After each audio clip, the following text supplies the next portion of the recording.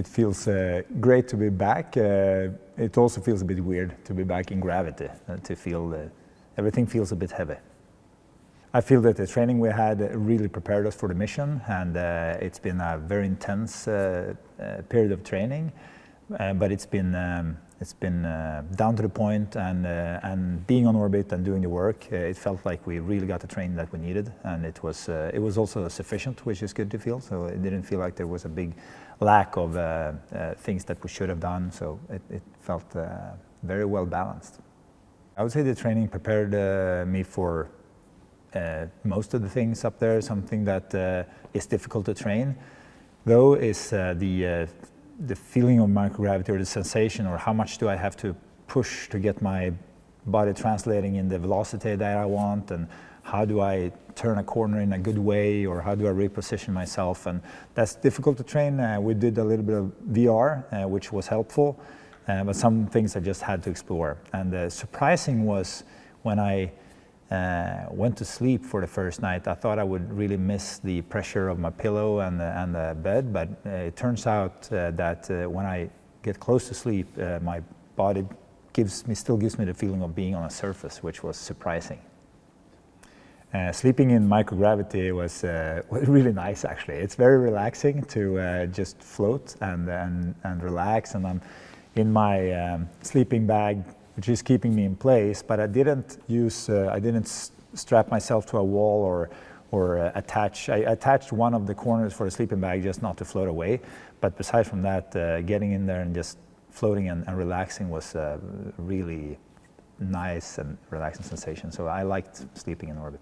The 2 initially planned weeks were packed with science and experiments, and we did a lot of work, and it was a high-paced mission, which I liked, and it was really good. And then we got some extra time, which is great.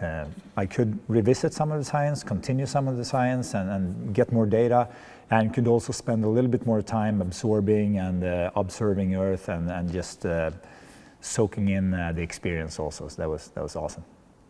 So when we finally got to an actual on-dock, the phasing to get down for the splashdown was 47 hours about there, and so which means that you spend more than 50 hours in the Dragon from ingress until you get out. And that time was used, first the procedures takes a few hours in the beginning, and then I spent a lot of time looking out the window, looking on Earth. I wrote a little bit about what I had experienced, and then reiterated some of those things. And then, of course, my crew members and I had a lot of talks and discussions about things, and we got to know each other even better. But we know each other very well at this point. And then also just reflecting about what we were doing. Then you spend some time, eating, reorganizing, packing, doing what we needed to do before the splashdown, but in a slow and safe pace also. So that was, I enjoyed that time as well.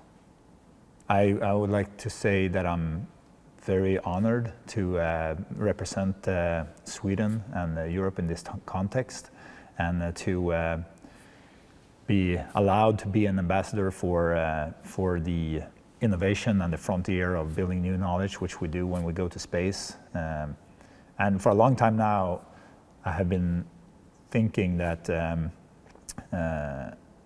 thinking and feeling and knowing that going to space and doing space exploration will make us learn new things that we didn't even know we were looking for. And being a part of that, and actually being able to go to space and do this is just fantastic.